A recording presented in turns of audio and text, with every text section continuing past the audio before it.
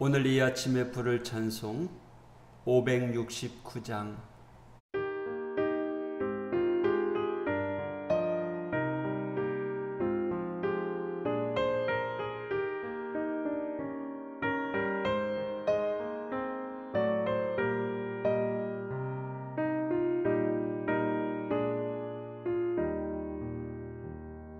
선한 목자 되신 우리 주 항상 인도하시고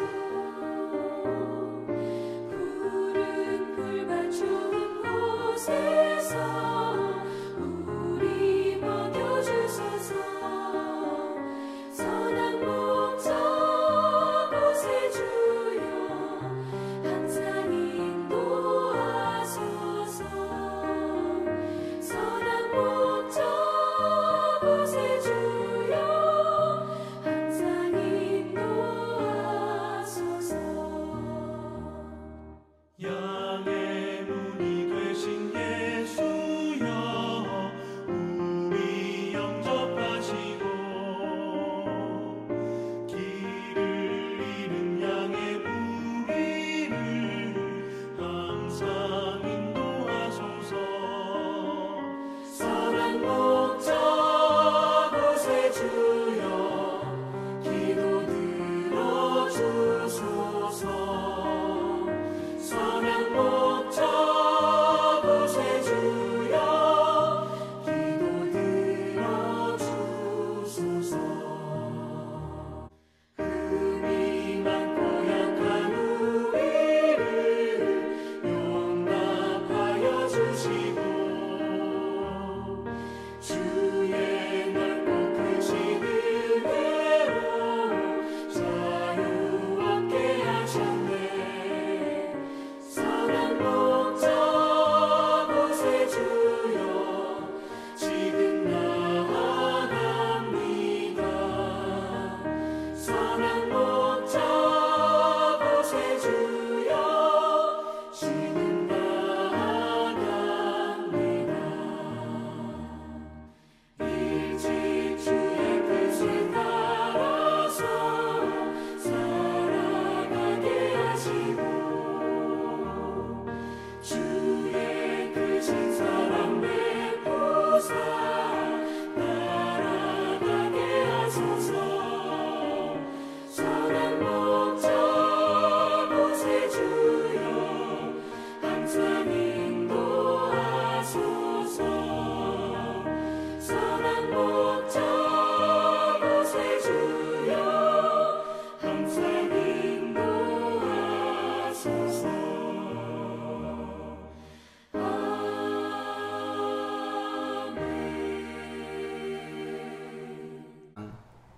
창세기 23장 10절에서 20절까지의 말씀. 에브론이 헷 족속 중에 앉아 있더니 그가 헷 족속 곧 성문에 들어온 모든 자가 듣는 데서 아브라함에게 대답하여 이르되 내 주여 그리 마시고 내 말을 들으소서. 내가 그 밭을 당신에게 드리고 그 속의 굴도 내가 당신에게 드리되 내가 내 동족 앞에서 당신에게 드리오니 당신의 죽은 자를 장사하소서. 아브라함이 이에 그 땅의 백성 앞에서 몸을 굽히고 그 땅의 백성이 듣는 데서 에브론에게 말하여 이르되 당신이 합당히 여기면 청하건대 내 말을 들으시오. 내가 그 밭값을 당신에게 주리니 당신은 내게서 받으시오. 내가 나의 죽은 자를 거기에 장사하겠노라. 에브론이 아브라함에게 대답하여 이르되 내 주여 내 말을 들으소서. 땅값은 은 400세겔이나 그것이 나와 당신 사이에 무슨 문제가 되리이까? 당신의 죽은 자를 장사하소서. 아브라함이 에브론의 말을 따라 에브론이 헷 족속이 듣는 데서 말한 대로 상인이 통용하는 은 400세겔을 달아 에브론에게 주었더니 마므레 앞 막벨라에 있는 에브론의 밭 곧 그 밭과 거기에 속한 굴과 그 밭과 그 주위에 들린 모든 나무가 성문에 들어온 모든 헷 족속이 부는 데서 아브라함의 소유로 확정된지라. 그 후에 아브라함이 그 아내 사라를 가나안 땅 마므레 앞 막벨라 밭굴에 장사하였더라. 마므레는 곧 헤브론이라. 이와 같이 그 밭과 거기에 속한 굴이 헷 족속으로부터 아브라함이 매장할 소유지로 확정되었더라. 아멘. 어제 읽었던 23장 3절에서 9절을 통해 아브라함이 아내 사라를 매장하기 위하여 매장지를 요구하지만 헷 족속은 매장은 허락하되 토지 소유에 대한 부탁은 거절합니다. 이 헷 사람들은 아브라함의 품위를 인정하고 그에게 매우 예외적인 호의를 베풀면서도 결국은 그에게 토지에 대한 권리만큼은 부여하지 않으려 한 것입니다. 한마디로 말하면 죽은 자의 매장은 허락할 수 있지만 매장지를 위하여 토지를 소유하려고 하는 이 토지 매매 요구는 들어줄 수 없다는 것입니다. 하지만 이 아브라함의 끈질긴 매매 요구에 그 지역의 유력자인 에브론은 아브라함과 흥정을 합니다. 아브라함이 이처럼 매장지를 구입하려고 한 것은 죽은 아내의 매장만의 문제가 아니라 자손들에게 대대로 상속해 줄 수 있는 땅의 확보가 필요했기 때문입니다. 헷 사람들의 호의로 그들의 땅에 장사를 한다고 할지라도 그 땅을 자손 대대로 물려줄 수 있을런지에 대하여는 불확실한 상황이었기 때문입니다. 이후에 사라 외에 아브라함, 이삭, 리브가, 레아 그리고 야곱도 여기에 안장되었습니다. 아브라함은 아내의 죽음 앞에서 자신의 죽음과 후손들의 삶을 준비하려고 노력했던 것입니다. 애초에 이 아브라함의 계획은 장사를 지낼 매장지 땅이었던 것입니다. 그러나 에브론은 굴을 둘러싸고 있는 그 밭도 함께 구입해야 된다고 요구를 합니다. 11절 내가 그 밭은 당신께 드리고 그 속의 굴도 내가 당신께 드리되 그러면서 가격을 요구하는데 그 가격은 400세겔이었습니다. 다윗이 아라우나의 타작 마당을 구입했을 때 은 50세겔을 지불했고요. 또한 오므리 왕이 사마리아 땅 전체를 건설하기 위해 샀던 지역도 다 합해서 600세겔이었던 것을 비교해 본다면 이 400세겔은 엄청난 금액입니다. 세상적인 관점에서 보면 믿지는 장사입니다. 하지만 아브라함은 그 거래를 통해서 아내와 후손의 매장지가 되었을 뿐만 아니라 오늘날 예루살렘, 이스라엘 민족의 근거지가 된 곳입니다. 이 막벨라 굴은요, 지금 예루살렘 성전에 위치하고 있습니다. 헤롯 대왕 때에 유대인들의 환심을 사기 위하여 헤롯 성전을 증축했는데 이 막벨라 동굴의 길이 30m, 폭 20m, 높이 18m나 되는 높은 사원을 건축했습니다. 하지만 주 638년 이후에 팔레스타인 지역이 이슬람 제국에 편입되고 1185년에 이 막벨라 굴 자리에 십자군 교회를 이슬람 교회 모스크로 바꾸어 버렸습니다. 그리고 지금은요, 이슬람이 거주하고 있는 황금돔이라고 하는 이슬람 사원이 되어 버렸습니다. 아랍인들은 이 유대인들에게 사원 안으로 들어오는 것을 금지했습니다. 그리고 사원 동쪽 입구에 7번째 계단까지만 올라가서 기도할 수 있게 하였습니다. 이후 주 70년에 예루살렘이 완전히 함락되었어요. 폐허로 남겨진 이 예루살렘, 그 성전 주변에 살던 유대인들은요, 다시 로마에 대항하여 항쟁을 일으키는데 135년의 항쟁이 실패로 끝나요. 그리고 유대인들은 이 예루살렘에서 강제 추방당합니다.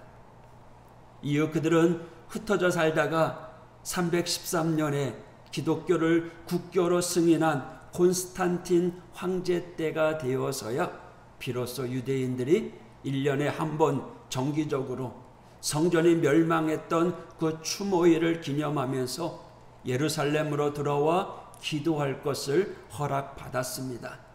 하지만 유대인들은요, 제사를 드릴 성전도 없었어요. 그나마 유대인들은요, 성전이 무너졌던 그 서쪽 벽, 성전산의 흔적으로 남아 있었던 그곳에서 함께 모여 기도했던 것입니다. 이 유대인들의 정기적인 예루살렘 출입이 허용된 후에 100년이 지나고 나서 약 425년에 공식적으로 유대인들의 예루살렘 거주가 허락되었어요. 그때까지만 해도, 그 전까지만 해도 1년에 한 번 옛 성전산의 서쪽 벽이라도 만져볼 수 있었던 거예요. 지금의 통곡의 벽이라고 이야기해요. 유대인들은 그 벽을 만지면서 성전의 멸망을 슬퍼해요. 하나님의 집이 이렇게 폐허가 되어서 공동체가 하나가 되지 못하고 온전히 예배하지 못한 것에 대하여 지금도 슬퍼하고 있어요. 이슬람에게 그 땅을 빼앗겨 버렸거든요. 우리는요, 이 세상을 살아가면서 소위 믿지는 장사를 할 때가 많이 있습니다. 이 세상에 살면서요, 눈꼽만큼의 손해는 보지 않으려고 바둥바둥거리며 자기 이익을 지키면서 남을 어렵게 할 때가 있다면 참 신앙인의 모습이 아닐 겁니다. 하나님 나라의 백성들은요, 이 땅에 살면서 손해를 감내하며 오히려 하나님 앞에 감사할 줄 아는 성도가 되어야 됩니다. 아브라함이 400세겔을 따고 그 땅을 샀을 때 물론 손해보는 일이었지만 오늘날 그 누가 그것을 손해라고 이야기할 수 있겠습니까? 아브라함은 후손을 위하여 사과나무를 심었던 것이고 그 후손들이 그 나무의 열매를 먹을 수 있게 된 것입니다. 오늘 우리가 이 땅에서 믿음으로 인하여 손해를 본다면 두려워하지 마십시오. 전능하신 하나님께서 갚아주실 것입니다. 하늘나라의 상급으로 쌓여질 것입니다. 오늘 하루도 하늘나라의 백성으로서 당당하게 세워져가는 믿음의 성도가 되기를 주님의 이름으로 축복합니다. 기도하겠습니다. 하나님 아버지 감사합니다. 아브라함이 아내 사라의 죽음으로 인하여 매장지를 소유하며 값비싼 돈을 두고 손해보는 일이었지만 그러나 훗날 이스라엘의 성전이 되고 수도가 되는 예루살렘을 회복할 수 있었습니다. 주님, 오늘 우리가 주님의 나라 위하여 심는 씨앗이 힘들고 어렵고 눈물을 흘리는 일이라고 할지라도 기쁨으로 그 일을 감당하며 하나님 나라의 사명을 감당할 수 있도록 인도하여 주시옵소서. 우리가 뿌려진 씨앗이 우리가 곧 미처 거두지 못한다고 할지라도 우리의 자녀들이 후손들이 하나님의 은혜 가운데 세워져 간다면 수고하고 헌신하는 일에 최선을 다하는 우리 믿음의 성도들 될 수 있도록 인도하여 주옵소서. 지난밤을 지켜주신 하나님 감사합니다. 태풍으로 인하여 온 나라가 난리입니다. 하나님, 이 태풍이 빨리 지나가고 또 원상대로 회복되어지고 일상으로 돌아갈 수 있도록 주님 한량없는 은혜를 허락하여 주옵소서. 오늘도 영육간에 강건하게 하여 주시옵소서.